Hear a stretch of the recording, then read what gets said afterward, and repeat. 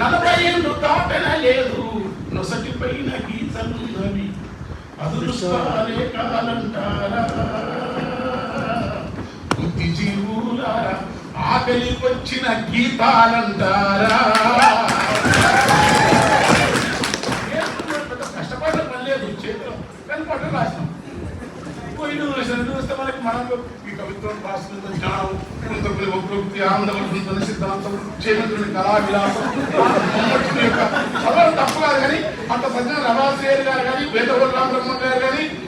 చేరా గారు కానీ ఎవరు కవిత్వం రాడే కవిత్వం రావడానికి కాలకున్న పెద్ద రాసిన అందరికీ కాలకున్న వాటిలో జీవితం ఓడిపోయింది రాయగలిగాను.